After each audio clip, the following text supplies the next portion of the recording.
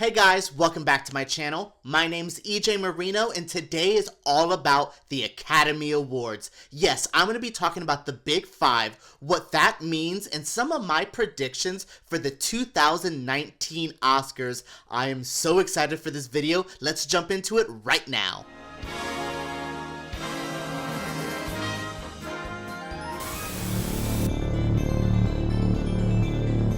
So my Oscar gold miners, let's jump into the Big Five. If you don't know what that means, I'll quickly explain. The Big Five are the most prestigious awards at the Academy Awards show. These accolades include Best Director, Best Picture, Best Actress, Best Actor, and Best Screenplay. These are some serious awards with some amazing winners and some shocking ones as well, sprinkled throughout. Yeah, I'm looking at you, Nick Cage, Best Actor. I forgot that happened, but this is some serious awards, and the Big Five are the most serious out of all the Oscars.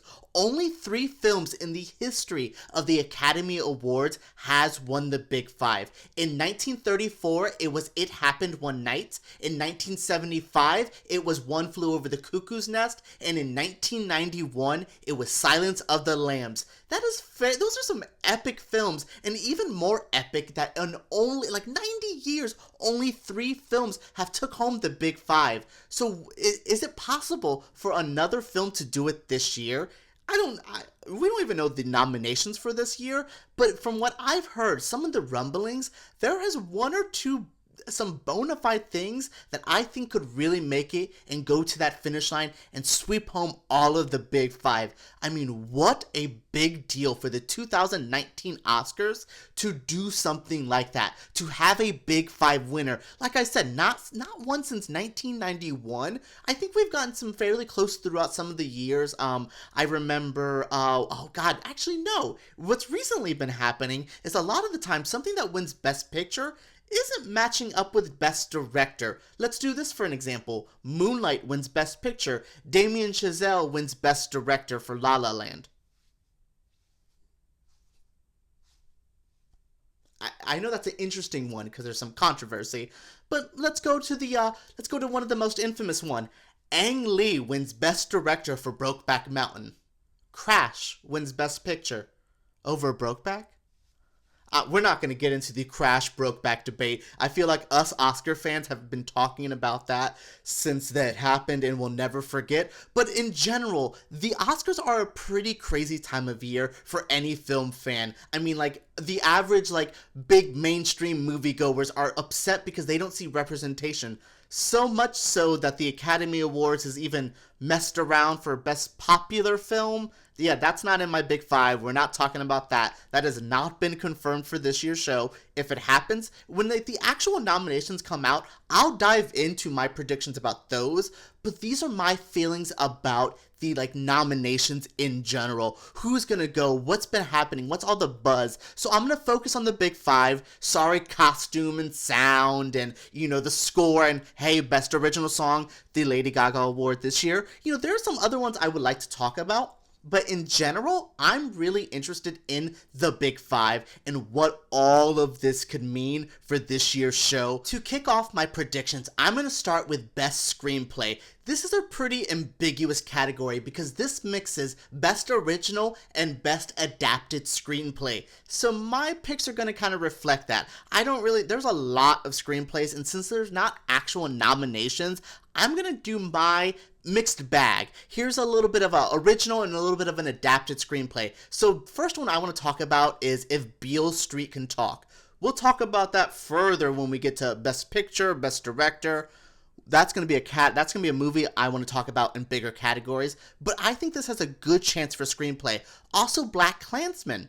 Beautiful Boy. Beautiful Boy, if you don't know, is adapted from a book, kind of adapted from 2 books, so that's going to be weird who gets the honor for that. I believe the father's book is credited in this, which is called Beautiful Boy. So that is the story about a father and his son, his son's going through multiple addictions.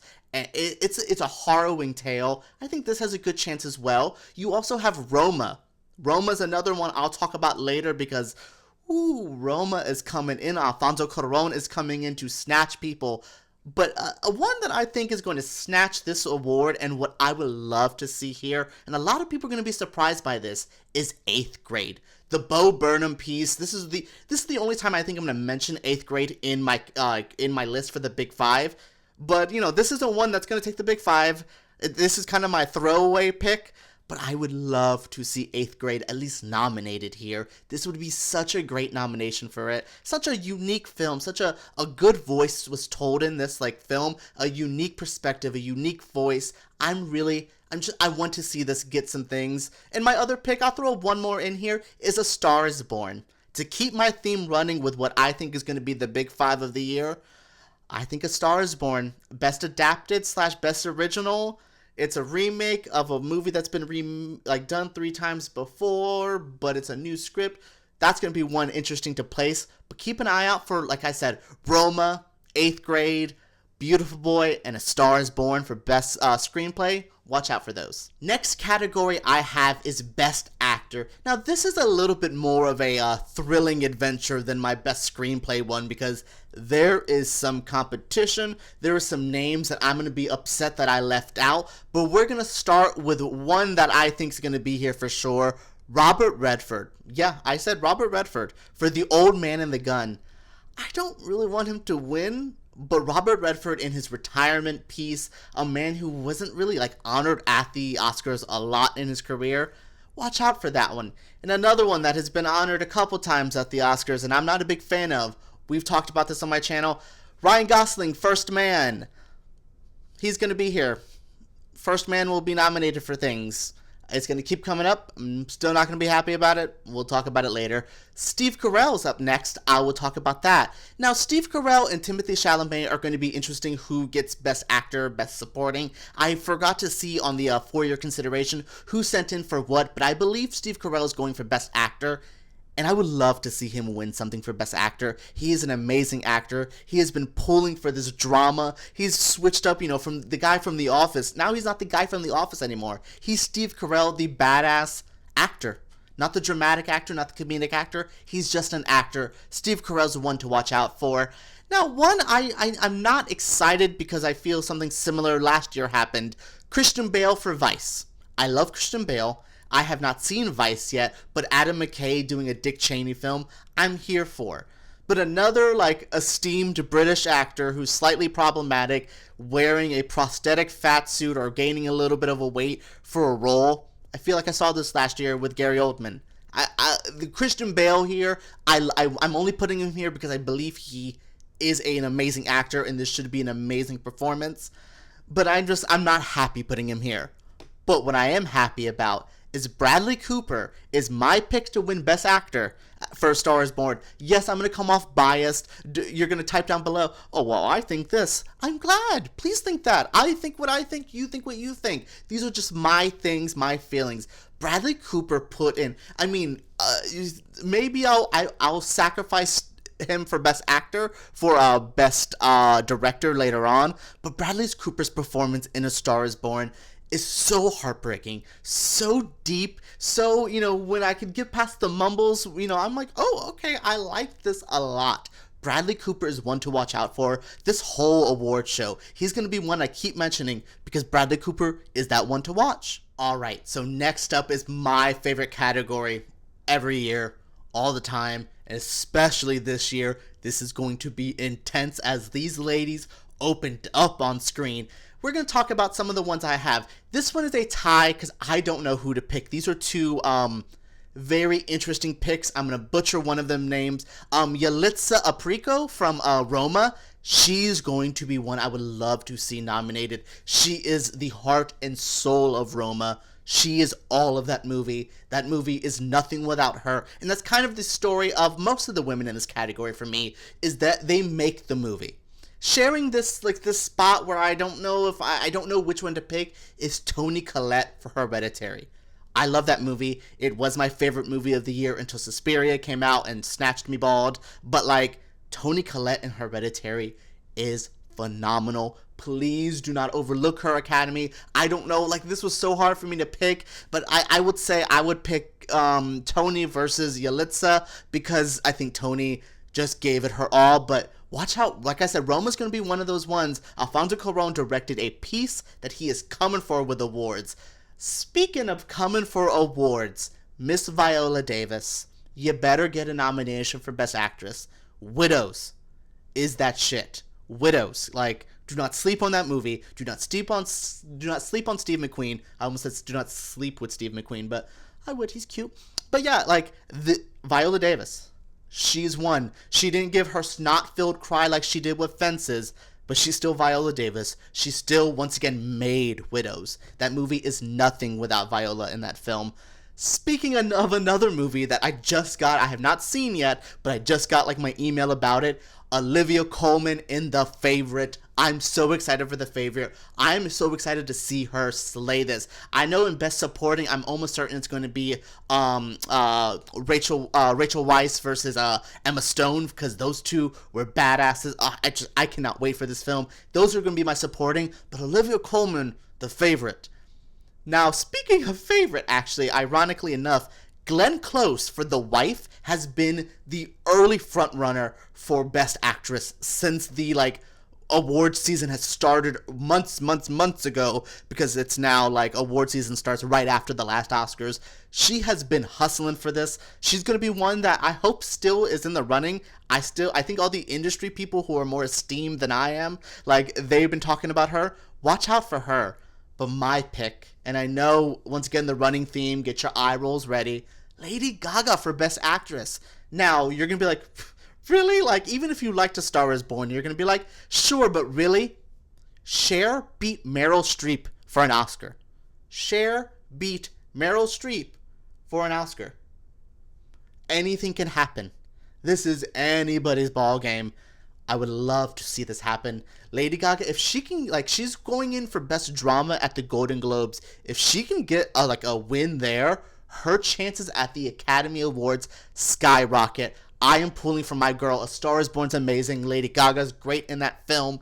Oh, I'm so excited because this one, Best Actress, it's a tight race. Best Director is always one of the hardest to pick out every year. Someone's favorite's going to fail, and that's what I hate, because this year especially, the ones I've picked, except for one that's not one of my favorites, but it's me just trying to pick one that I know is going to be there, this is going to be a tough year. So Spike Lee, BlacKkKlansman, give him the nomination. He's Spike Lee. He directed a film. I just finally got to see BlacKkKlansman. I loved it. I mean, Adam Driver is going to be one of my best supporting actor picks in the future, because he was great in that film. Spike Lee directed a hell of a piece, though. Spike Lee is such an amazing director. This is such a return to form. This felt like a Spike Lee joint, and just for that alone, I want him to get the nomination. I know, once again, this isn't the most professional, I'm giving you a casual feeling. Spike Lee deserves it. This was a joint. He deserves it. Oh, God, and I just talked about not being professional, and I don't want Damien Chazelle to win. First Man, I'm going to put him here on my list. First Man for a nomination, for a maybe win, because I didn't think he was going to win for La La Land, but he did. Damien Chazelle, First Man, we'll talk about it in the Best Picture. Alfonso Cuarón, Roma. Yes, this is a one. I want Bradley Cooper to win for Best Director. That's another one I'll talk about in a second. But Alfonso, Roma.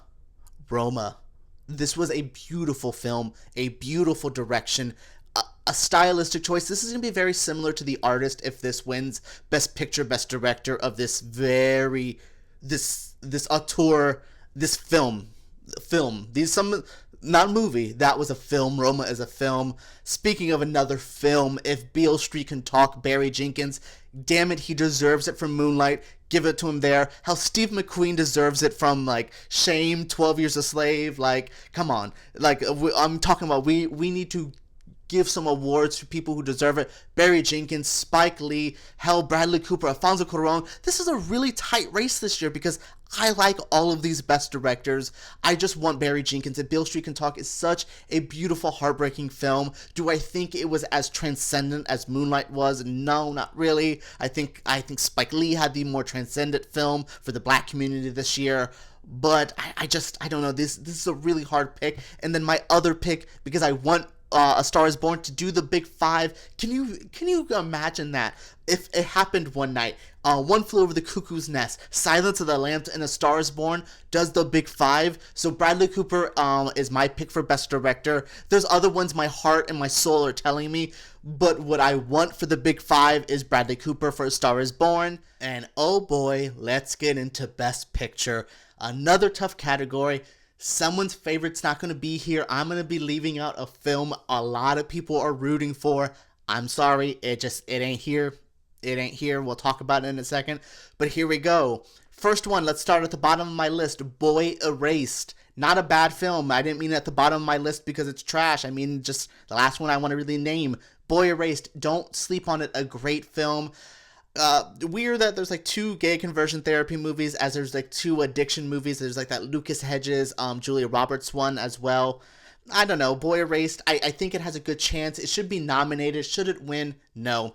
Ooh, let's talk about the one that I know a lot of people want nominated, but you ain't going to see it. Black Panther. I can't nominate it. I'm sorry. The CGI is so sloppy. It's a good superhero origin film. It did so much for the culture. But as a film, as something to put Black Panther next to Roma and Black Klansman and Beautiful Boy and If Beale Street Can Talk and Widows and come on, really? Really Black Panther next to them? So I'm not going to put it on, but getting back to my list, I said Boy Erased. We'll talk about Vice, Adam McKay, another one. I don't know. Right now, I think collectively we're kind of done with political jargon. We've been talking about politics since Trump got elected. A film like Vice, I think, deserves to be here, but do we really want to award a political piece? Not yet. We'll wait for the very Trump movie, and then liberal Hollywood will obviously award it because that would be the gag of the season. So we'll see. But yeah, Vice, it should be here. Don't think it should win. Beautiful Boy, another one, should be here. Amazing performances. Timothée Chalamet, a good piece that needs to be, a story that needs to be told, I suppose, but it's just interesting that there's been films about addiction for a while now, and the white middle class happens to suburbia story happens. I don't know if A Beautiful Boy is really, once again, groundbreaking, but it does need to be here. Black Klansman, a film that I thought was very progressive, very different for Spike Lee. As I said, it returned Spike Lee to a Spike Lee joint. It was very unlike anything he's done before, very relevant, very topical. I think Black Klansman, once again, it's a stronger one than some of the other Boy Erased Vice picks, but I don't think Black Klansman's going to win. Watch out for it, though. It's a good pick. First Man is another one. I am not a fan of this movie. Bores me to tears. I don't care. Blah, blah, blah. I don't care. I don't want to talk about this. First Man deserves to be here, though. I will, once again, I personally am not a fan of it. It has a good following. It didn't really make that much at the box office, but people really dig this. First Man should be here. Another one that should be here, and I like a lot, If Beale Street Can Talk. I've been talking about Barry Jenkins since this list started. Barry Jenkins is the shit. Directed an awesome movie. That's the shit. If Beale Street Can Talk is one that I think a lot of people are going to see once it gets on the ancillary market, like streaming services and on airplanes. Should be a really good film. Like, can you imagine watching this movie and crying on an airplane? That's the kind of movie it is. Speaking of another one crying, and I just want to travel and do all that, Roma. Roma is about 1970s Mexico, a maid in this family. I love everything about Roma. This is a powerful, powerful piece. Netflix did something great with this one. Alfonso Cuarón is an amazing talent. He deserves this win.